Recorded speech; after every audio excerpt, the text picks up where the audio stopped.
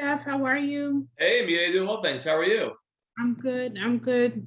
Listen, Hey, my screen's gonna be off today. all right, no worries, no worries. Uh, Eyes are swollen shut because from crying. Brought my baby to college this weekend, and I can't stop crying. Listen, first of all, that's all right. Just embrace and feel those emotions. I know every time I drop my son off to his mother, I do the same thing. I have like a 15 to 20 minute cry session all the way back home or to the gym. I'll pick up a pre-workout, and then, you know, I can only imagine what it feels like dropping your baby off to college. So, Mm, congratulations on getting yourself to this point. Thank you so much. How's everything else going? Good. Did you get my notes on the marketing that you had done with Ryan? I did. I did. So you felt like it was okay for me to use it because you commented on the one, but you thought they were all okay. So again, look, this is the day-long battle between like marketing and branding, right? I felt Right. like the stuff that you were doing was just more so just putting yourself out there from, a marketing perspective. It didn't Okay. necessarily cast a light on your brand or who you are. I call that food for thought in the marketplace, right? So when you Okay. created your, 8 pieces, you're just putting information out there, right? There's nothing wrong with just putting information out there. Do I think you can be more hyper focused and show people who you truly are as a person? Absolutely, right? Everyone can do that. But for that right there, you're educating your market, so I'm not against that at all. Okay. All right. So I'll Um, focus Hello. more on yeah, if you have any branding. questions, obviously, let me know, and then we can touch base on that. What's up, Josh, Paul, Sherry, Hey, what's Nikki, up? Hi, back, everyone. Mark, Lawrence? What's up, Hey guys? guys. On Melanie, What's up? hold on. What's up, y'all? Melanie's joining us. Melanie won $100 off me this morning. Melanie, congratulations on the $100. You got to text me your Zelle or PayPal. I'll send you the $100 over for guessing right. What All was the right. answer? Now, Was that the H? Melody's still sleeping, Josh. You got to wake her up. Was Uh-oh, that sorry. I just got on here. I'm just teasing you. I said, congratulations on winning the $100. You got to text me over your PayPal or Zelle so I can send it over to you. Oh, okay. Thank you. No, Yes. thank you. Thank you. We're rolling some pretty cool stuff out. So be on the lookout for the new QB launch partner with Reverify. But listen, Great. we're gonna get into really powerful story and message today, and then I'm gonna open it up with a big Q&A. I know people have a lot of questions, but so as you guys know, I took my son to Florida. About 2 weeks ago, we got back last Monday. So the message of today's Zoom is going to be for everyone on this call and everyone watching this. I want you all to be and become a 4-year-old pirate. And I'm going to share a story with you. So a couple months ago, I put my son on to Pirates of the Caribbean, the movies with Captain Jack. And when I told him we're going to Florida, I told him that, we're going to Florida, we're going to be pirates, we're going to search for treasure. So as you can imagine, the topic of our trip was being a pirate, right? And he said, Daddy, Daddy, Daddy, I need to get a pirate hat. So, day one, we get there, we're looking at probably 5, 7, 10 different stores. No one's got a pirate hat. No one's got a pirate hat. But you know what? We found like a little pirate sticker, so that was a step in the right direction, a little treasure. We went to the beach. We came home from the beach. Daddy, Daddy, Daddy, we got to go find some pirate stuff. I need a pirate sword. I'm like, all right, dude, let's go. So we, before dinner, get up, get in the car. We go searching for, pirate sword. No luck. Day two, same thing. Eyes open. Daddy, Daddy, Daddy, we're going to find this pirate stuff today.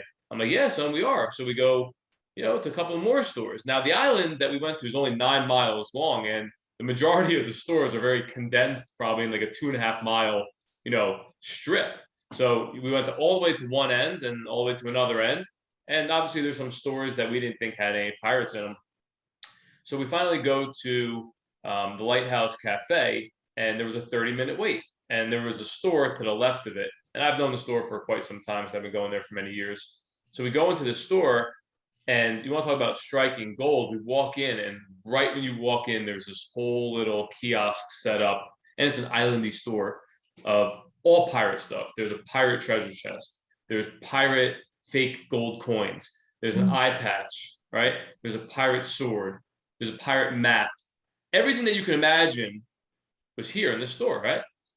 Well, $150 later, we have every single pirate thing that we could see in our site, and he is just on cloud nine, right? So we get all the stuff, we go eat, he's walking around, we go to the beach, and the next day we wake up, dressed up in his pirate stuff. He's like, Daddy, I need my pirate hat still. We had to find the pirate hat, and we needed a pirate gun. So we go to another store. She sells seashells, and we're walking around the store. What do you know? They have a whole pirate gun kit. So we buy the pirate gun, puts his mask on. Now he's a skeleton pirate, right? About 2 hours later, we go back to the original pirate store just to make sure we didn't, leave anything behind. And what do we know? We find a pirate hat, right? And I tell this story because there was no question, there was no doubt about my son finding everything that he wanted, right? But it took going through days and multiple stores, and he's going to be 4 in September, right? But he fixed his mind. He set his mind on what he knew he wanted. And you know what's funny? He never once said, I'm tired, I'm hungry. That dude went out there and said, I'm going to find what I'm looking for, right? And that's to everybody on this call, whether you're 20 years old or 50 years old or 80 years old, like, if you want something bad enough, you need to have that pirate mentality, that 4-year-old pirate mentality of go find what you want, whether it's a deal or it's a relationship. Like, put your pirate hat on and go walk into 15 different real estate offices every single day until you find that deal, right? And by the time we left the island, everyone knew my son. Everyone knew he was a pirate, right? Everyone knew that when he walked in, he was going to point his gun at you or pull his sword out, right? Because he made a name for himself, right? He's probably the only 4-year-old pirate walking on Sanibel Island. And not only did he do it once, he did it every single day we were there. And ladies and gentlemen, that's the story about momentum, right? When he walked in day one, no one knew who the heck my son was. They're like, oh yeah, cute 4-year-old boy. There's dozens of those, right? Oh, the dad's walking around with his son. Okay, dime a dozen. Everyone comes here to do that, right? But he made a name for himself. He left a lasting impression by being a 4-year-old pirate. And each one of you has that ability to use that momentum to carry you forward, carry you to the next day, carry you to the next day. Could he have stopped once he got his pirate sword? Yeah, but that wasn't his goal. His goal was to be a pirate. Well, you guys have to ask yourself, what's your goal? What do you guys want to be remembered for? What lasting impact or impression do you want to have on the person whose store or office you're walking into, right? And that's what it boils down to. And I don't know if you guys have ever, sure, I know you have, so you can share your story, but push the sled. When you work out at the gym, you see people pushing sleds, right? And man, those first few steps, those are a bitch.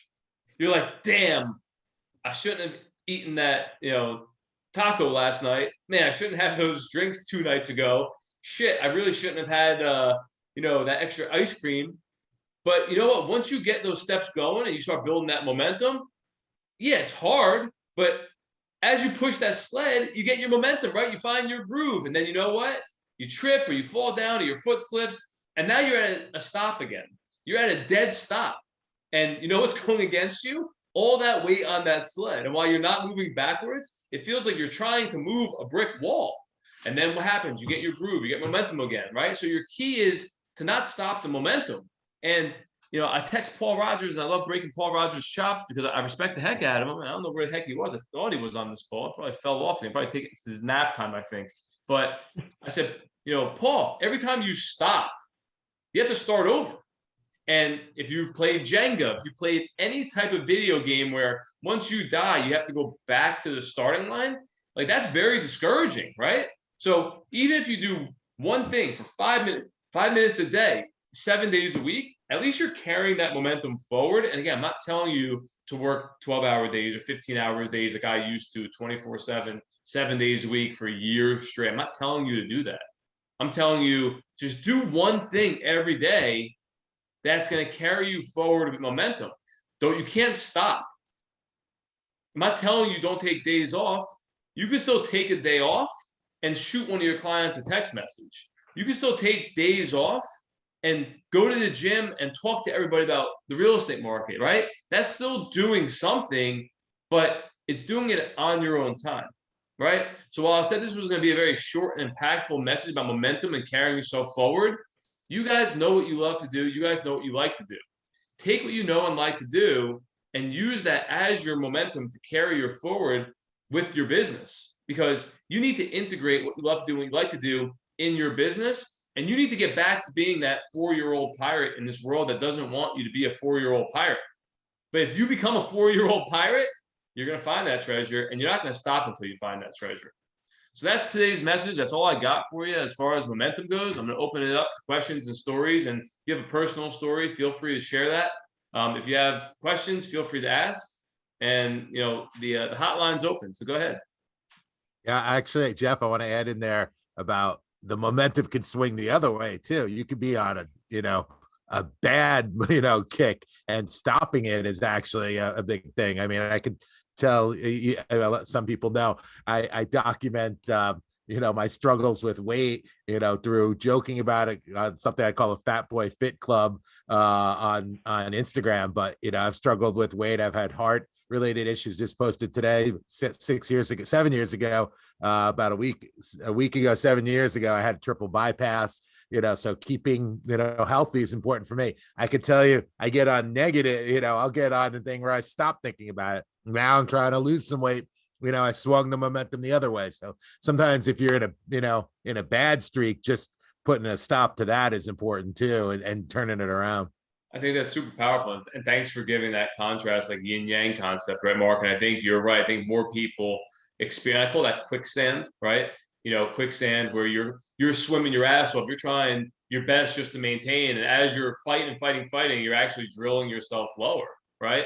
And coming out of that, I mean, the only thing I can tell you that helped me come out of the many stories of quicksand that I felt like I've been in life in different times and places and mental spaces, physically, mentally, right? All that stuff is, getting back to challenging myself and pushing myself and doing something that's really hard, right? And as you know, like what I did was I hired the most elite trainer in my immediate area. And, it's 45 minutes there, 45 minutes back. But to me, I knew that lifting and moving heavy weight, right, consistently, constantly, residually, if you will, that was my getting out of quicksand, right? I knew that what I had innately is there, but I realized I needed to be stronger to get myself out of the quicksand and to pull myself out of the quicksand. And the other good thing I tell you, Mark, is again, me personally, what I've done, and this is only my experience, is I needed to reach up to hands that I knew had the power and strength to pull me out of the quicksand, right? Everyone wants to extend. Some people pretend like they're offering their hand to you, right? But if they don't have the strength to pull you out of quicksand while they're keeping themselves out of the quicksand, what good is that? So I really focused on in my relationships and being around stronger people that I knew, as I spoke about on last week's call, that were truly in my corner, that wanted me to come out of the quicksand. Because a lot of people say they want you to come out of the quicksand, but they're not going to really do much to help you get out of the quicksand. Who's next? Any other stories, comments? Sherry, what do you got for us today, Sherry?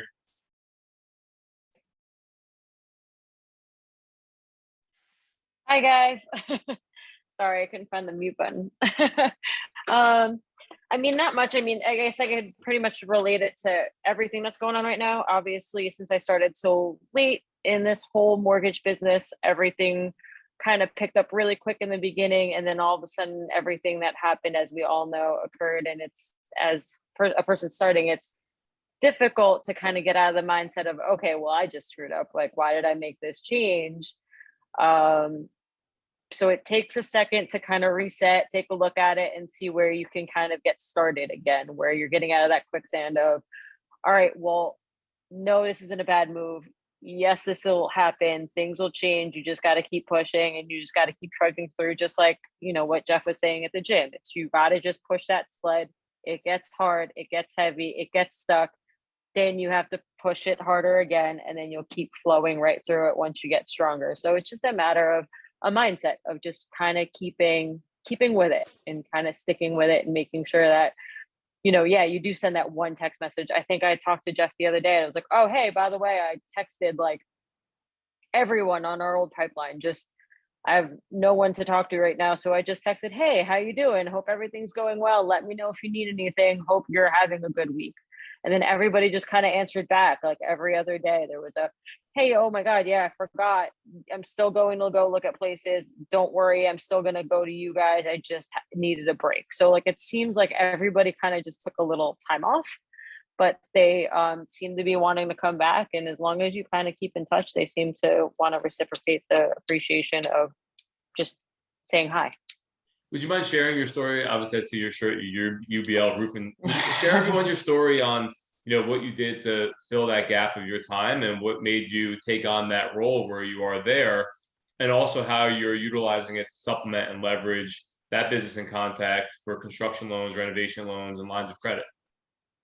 So a friend of mine and I worked in the restaurant business for a really long time. She did the marketing and I ran the actual business side of it, doing operations. And we're really, really close, work really well together.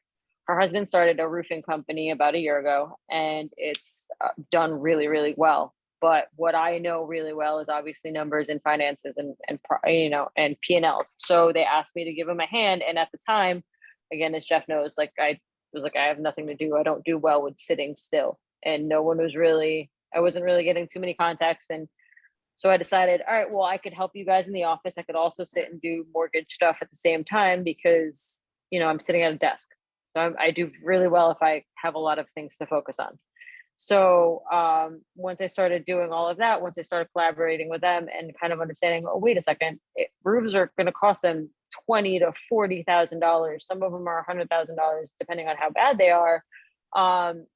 I just created a flyer stating, hey, you could refinance and use your equity to kind of get your roof redone. And I've been sending out those flyers along with contracts and, other financing options just as a, hey, do you have equity? Hey, do you could fix your roof without actually coming out of pocket, and it could be all done without a problem.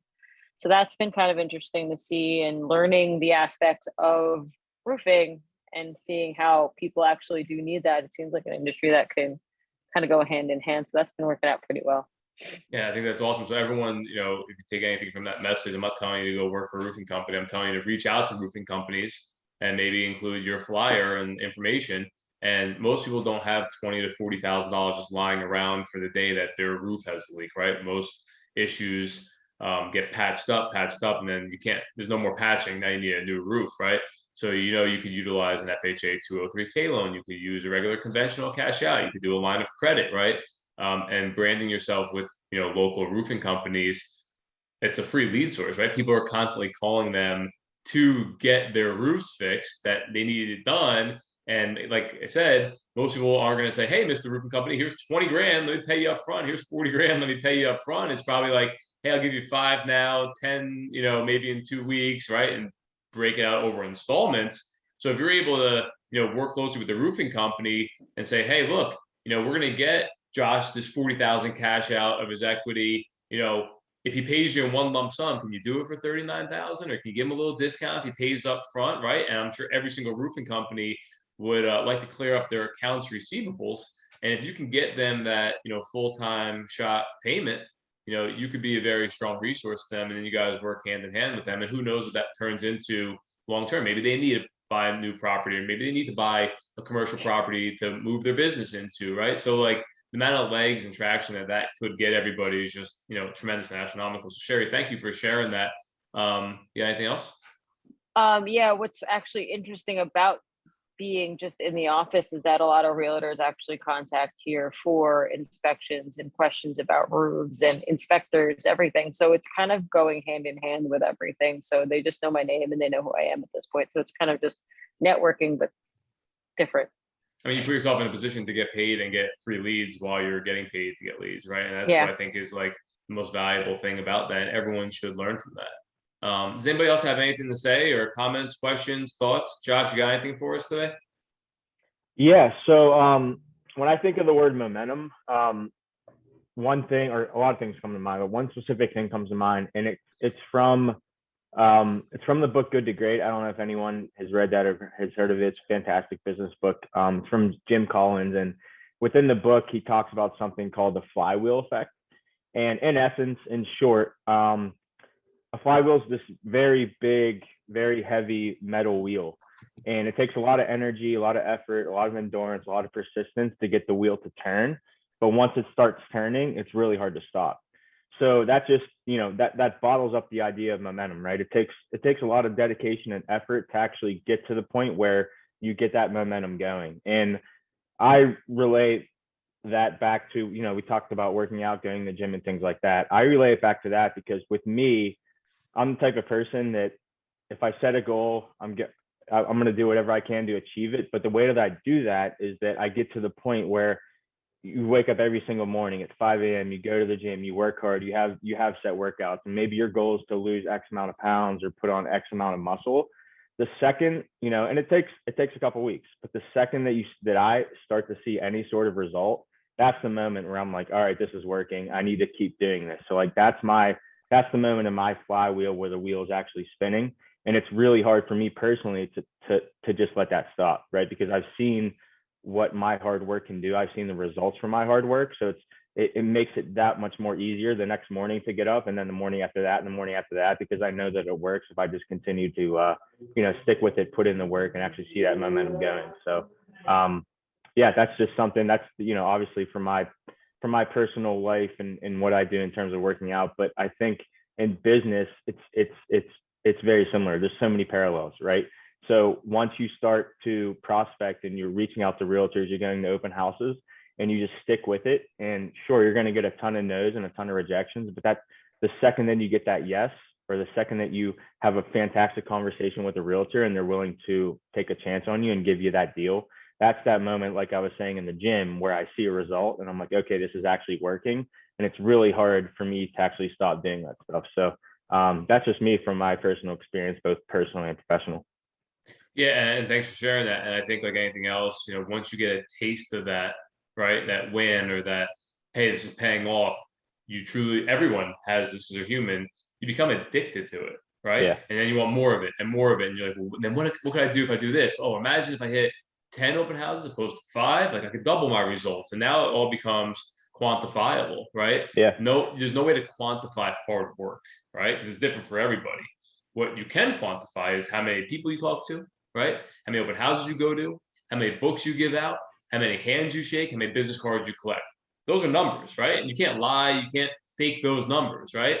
And then you could track your results, sure, but you can't say that you worked harder than anybody else or you didn't work as hard as anybody, because again, it's all relative, right? Yeah. I know most of my hard work happens up here, actually, right? And nobody can see that. I could tell you, like, I have sleepless nights like today, and I don't even know why. Like, it's not a training day. I didn't have my son. I woke up at 6:52, and I'm like, why? And I usually wake up between like 7 and 7:30, let's say, when I don't have my son naturally. And my thought was, what caused me to wake up at 6:52 today? I never wake up before 7. If I do, it's at 5:30 for the gym, right? Because my mind was racing. I knew I had things to do today, Yeah. And that's mental work, and that's hard work isn't always physical, right? The most hard work you can put in usually is mental, because you could escape not doing physical work. You can't escape your mind. And that's why I think it's so important. Like mind control and like what you put into your mind and what you feed your mind is so valuable, because that's the hardest work you're ever going to do. And you can't escape from it, Yeah. Thanks for sharing that, Josh. Anybody else have anything you want to, get off your chest, ask questions about? This could be a quick one today. I know we spent a lot of time last week. The feedback last week was great. I did a video I had posted. I don't know if you guys saw a little short clip with Nikki of what we spoke about. I don't know how or why, but kind of crazy story. But I posted it, and we're at 1,601 views already in the past 90 minutes. It's been live on YouTube. I have no idea why we got 1,600 views in that quick of a time frame, but super powerful. So guys, keep going. Like, you never know what's going to click. You never know what's going to take off. You never know when you post something that might have the chance to go viral. Super exciting to watch those numbers go up. Like I always say, when you post something, especially a video, numbers can never go down. They can only go up, right? So start putting more content out there, put some value out there, stick it out, make sure you're carrying momentum from today. If you haven't done anything for the past 2 days, that's fine. Start today. Like, it's 12:24 Eastern time right now on August 17th. When we get off this call, go do something and start building new streaks. I want everybody now to write down one streak that I want you guys to do for 7 days consistently. I don't need to know what they are. If you want to share them, great. If you want to text me to get some advice, great. I'm going to give you some free-flowing options. Maybe for the next 7 days, you call 10 people a day that you've never called before. Again, I don't call people. You guys want to call people, God bless. You want to shake 10 hands a day for the next 7 days and tell us all about it next Wednesday. I want you guys to create a 7-day win streak on anything that you guys pick. I'm not going to tell you guys what to do. If it's going into one new real estate brokerage in your market every day for the next 7 days, go and do that. If it's making 2 Facebook or Instagram posts per day for the next 7 days, go do that, right? I want everyone to come on this call next week. I want everyone's going to share what their 7-day win streak was. And I'm only giving you a 7-day window to do this. I don't want you to do it for 8 days. I want 7 days. I want you guys to share how good you felt, what creativity you added, and what type of momentum that brought you and carried you forward each day. You need to look at every day as a win streak. And you're going to lose some days, right? That's going to happen. And you know when you lose? When you wake up and it's raining out. You know, when you lose, when you get sick or you stub your toe or you have an accident, right? Stuff like that's going to happen. But control what you can. Everyone can click a button and post to social media 1 time a day or 2 times a day for the next 7 days. So create your own little win streak. That's all I have for today. If anybody wants to share anything, feel free to do that. Keita Williams, Melanie, Nikki, if you guys have anything, feel free to take yourself off, mute, turn your video on. Feel free to contribute. If not, we're all good on my end. But I want everyone to focus on a 7-day win streak. Hey, Nikki, what's up? I was just going to tell you that your picture should be arriving in the next couple of days. Oh my God, that's when my win streak starts. Then I need somebody else to send me a picture. I appreciate that. Thank you very much for that. How's everything going on your end? Pretty good. I have the basis of the Instagram and how I want to approach it and post and whatnot. I just need to officially launch it, I guess, or make it public. So. I love it. I love it. Keep going on that. Again, you're gonna be able to really clean up and really make a nice impact and brand for yourself on there. So remember something also. You're never wrong on what you do, right? If you are wrong, look at that as a trial and error, or just a fact-finding post or concept that maybe just didn't get picked up, or you're just not getting enough eyes on it. But you never know who's looking at your stuff, Nikki. So just make sure that you're staying consistent with it and make sure you're very clear on your brand and message. That's all I can share with you. Okay, sounds great. Thank you. All right. You're welcome, guys. You're welcome. Nikki. All right. Hey, Keita, how are you? Hey, I didn't want to come on because I didn't want to be negative, but I said, I guess I just be honest. Listen, there's a difference between being negative and honest. And I'll let you know, if you're negative, I'm going to have to pull you back to the positive side. And if you're being honest, then I'm just going to feel for you. What do you got going on for us? So, I was with a brokerage. I'm with a different one, but either way, the problem is, I jumped out there. He said, get on social media and, start talking to realtors. And I did that. And I had a realtor send me a client, and I was like, okay, yeah, let's jump in. And I've been studying for, ever. And of course, I think I know something. And the minute she asked me a question, I freak out and I asked him a question. I asked him, okay, so what's the total closing cost? And for that brokerage, we didn't have, an LOS, or we didn't have the software that will give me the closing costs. And it wasn't a UWM. It was like I think it was Carrington. It was a low credit score type situation. It freaked me out because I wasn't able to give her an accurate closing cost. And I felt like I just kind of failed them. And so now I feel like I'm having this anxiety, like I'm scared to even jump back out there, because it's like, okay, when is this going to happen again? I feel like my realtors, I don't know. I'm just like in a ball of confusion. So a couple things here real quick. So the first message that comes to mind is take a couple deep breaths, right? That's number one, right? Ground yourself. Number two, learn. Take that as a learning experience.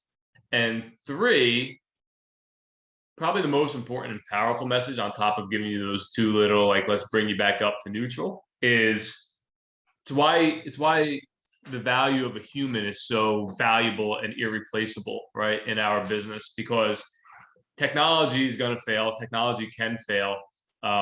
Being able to know the industry and business and get a pen like I have here and get a piece of paper like I have everywhere and be able to hand write and hand do like true closing costs with pen and paper can never be replaced, right? So you maybe need to take that as like a learning experience and a lesson that you can't rely on technology for auto generating or populating numbers and everything else, right? And then the next thing I would share is just how important having a support team or a support group or a support community, a manager behind you that can be there to help you in a time of need is invaluable. And I know everyone wants the highest basis points and payout and everything.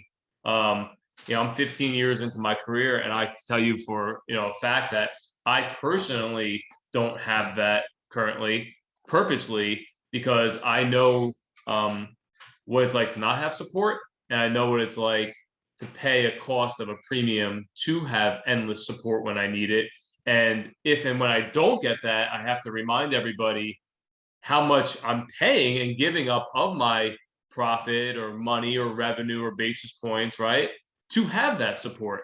And I also let them know, hey, if you guys aren't providing me this support that I'm paying for, then I need a bigger piece of the pie, right? So there's a very loaded answer that I just gave you, obviously, to help bring you back up and get you back on your feet.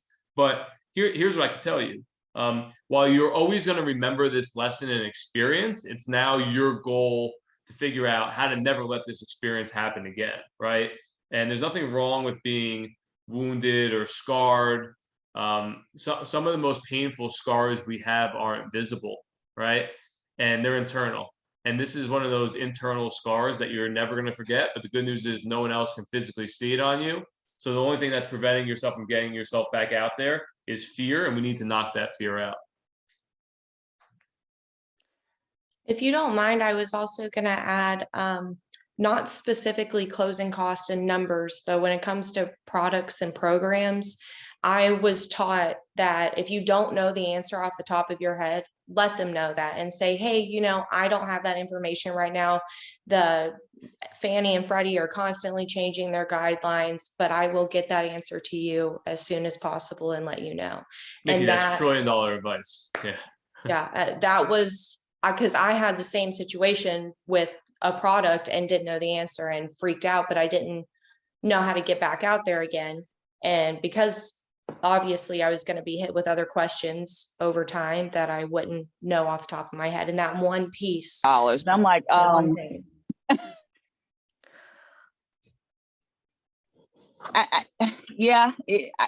Everything you're saying is spot on. I mean, look, I would love to just, come physically grab you and, put you back out there, but only you could do that, and Nikki, thanks for sharing that. And you're so spot on. We have to remember, like, you can't know everything, especially when you're new, right? And you need to look at every new at bat gives you the chance to learn, right? And that's why in baseball you get 3 strikes, Now, if you're 10 years in and you don't know how much the minimum down payment is for an FHA loan, like, yeah, that's a problem, right? If you don't know what the minimum credit score your bank does and you're doing this for 15 years, that's a problem. The market is ever changing, and most people, not everybody, right? The people that you want to deal with and you want to have be your clients and come back to you, and the ones who want to form relationships will respect and value your honesty. And there's nothing wrong with saying, hey, I'm pretty sure I know this answer.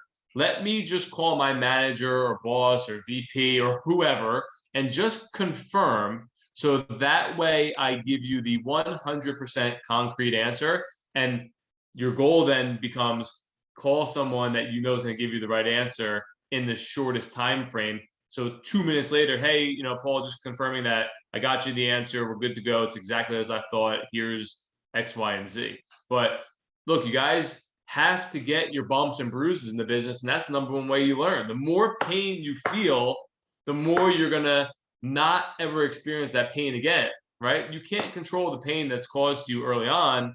You can control the pain of repeating that. So if every time you walk into a house and the doorway's 4 feet tall and you bang your head on the door, well, shame on you if you bang your head on the door again, you might have to crawl, right? But that's up to you guys for saying, I have so much pride, I don't want to be wrong, but I'm also humble enough to admit what I don't know, but I'm also very prideful in getting you the correct answer. Mhm. Anybody else? I know Sherry and Paul, you guys are all from you. Do you guys have anything to share or add to that? Well, actually, this happened this morning. That's why I texted you. So I wasn't quite sure. I thought I knew the answer, but I did tell our client the same thing. Hey, I believe this is the right answer, but let me double check, and I'll call you right back. So I texted Jeff, got the complete answer, and then answered her right back. So it's not wrong to say that, and I think a lot of people really appreciate it. You're doing them a favor. You're doing them a solid. Like you're confirming for their best interest. And yours obviously, but you're confirming for their best interest, so they can make the most educated decision or, keep moving the ball down the field. I think people need to put their pride aside and be humble, and then let people know you still have pride for working in their best interest. It's kind of like a really weird dynamic, but, pride and humility at the same time combined, when somebody knows you're truly being, proud and humble at the same time, like how you gonna get stopped if you're that way?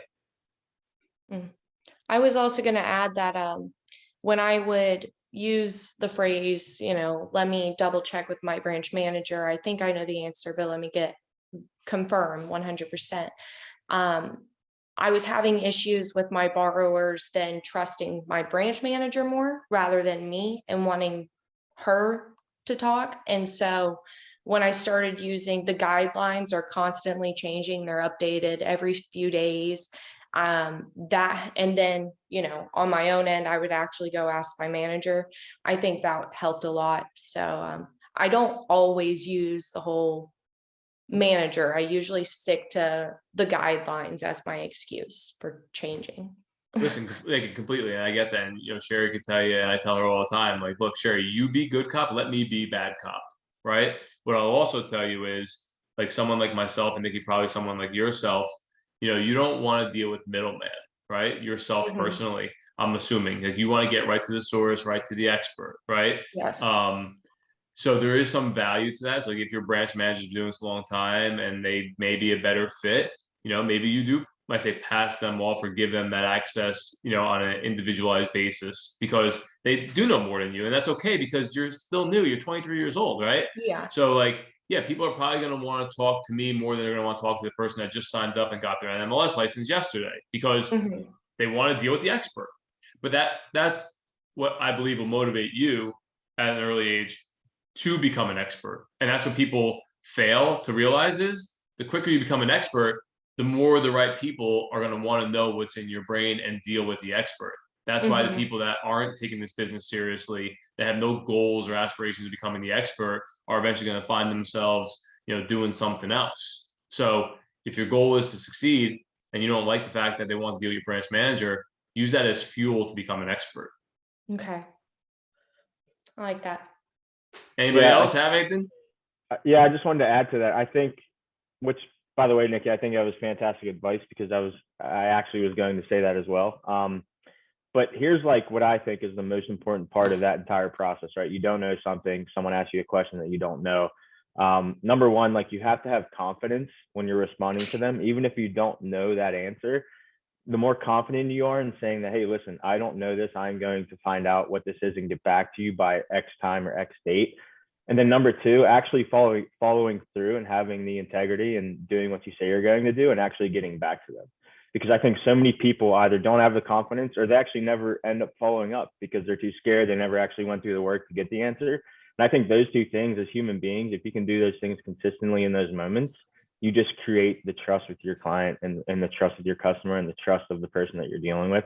And I think that goes such a far way, because showing vulnerability, people are scared of doing that. So that's why people don't want to admit when they were wrong, or they don't want to admit whenever they don't know something. But if you can show that vulnerability in a confident way and follow back up and stay true to your word, I think that really does go a long way. I completely Josh, agree. really powerful with that, and it's funny, obviously I wrote down the words like proud, humble, and vulnerable, and those are three words everyone should, try and take a deeper dive into. But I think, look, at the end of the day, and you're so right, it's like you forget to follow up because you asked somebody a question, they never got back to you, and then you just never followed up with them because you didn't want to look inadequate, and you closed that gap. But I also want people to realize, like, not everyone is your consumer, right? Like, not everyone is your customer, and not everyone's a good fit. Like, everyone gets so hung up on like the littlest of things, and sometimes we got to realize, like, some people are asking questions just to ask questions, and it's okay to close that gap. It's okay to have people walk away, leave, and go somewhere else. Guys, it's okay. You know, you need to just trust that you're doing everything possible to put yourself in a position to earn or get somebody's business. And it's okay if you don't. Like, Sherry, how many times do I say, like, let them go, stop wasting your time with them? Like, Sherry, stop, you know, these people are tire kickers, right? Like, they're not really serious, or it's okay. You know what? Yeah, we didn't get back to them because the 7 times that we did, they didn't value or appreciate that. And I'm not doing it an 8th time because I learned my lesson, right? And sometimes, guys, less is more.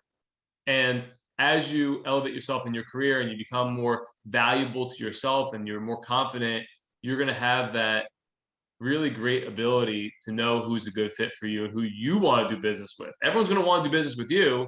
The question you have to ask yourself is, do you want to do business with this person or with this character type? And when you get to that point in your career, I want you to message me, whether it's a year from now, 5 years from now, 10 years from now, 25 years from now. Nikki, when you're 48 years old and I'm 60, I want to text like, Jeff, I just told 3 people, like, I don't want to do business with you because I don't like the vibe you're giving off. And when you get to that point in your career, and it's not an amount of money you have in your bank, it's not what your production looks like, it's not what your year-to-date closing looks like, that's what self-respect looks like. And when you're able to do that, you're gonna, you know, go even higher than you could ever have imagined, because that's when you incorporate self-respect into your career and your personal life, things just start to change, you know. And I learned that later on in life. But just keep that all in mind. I hope you guys, you know, really take that message to heart. Paul Rogers, I know you're back on here. Would you take a lunch break?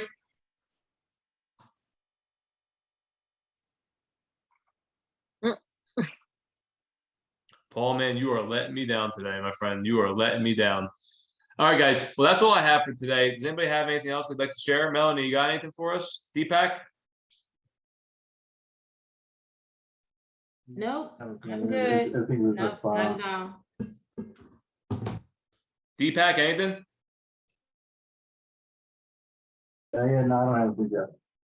All right, guys. Well, listen, I hope you guys all found value from today's episode. I know it's short and sweet, kept it short to 41 minutes. But as always, my phone's always on. If you guys need anything, let me know. If not, we'll be back here next Wednesday. Thanks, everybody, for joining. And hopefully you guys felt the energy. And next week, I need your 7-day win streak for momentum. Thanks, Jeff.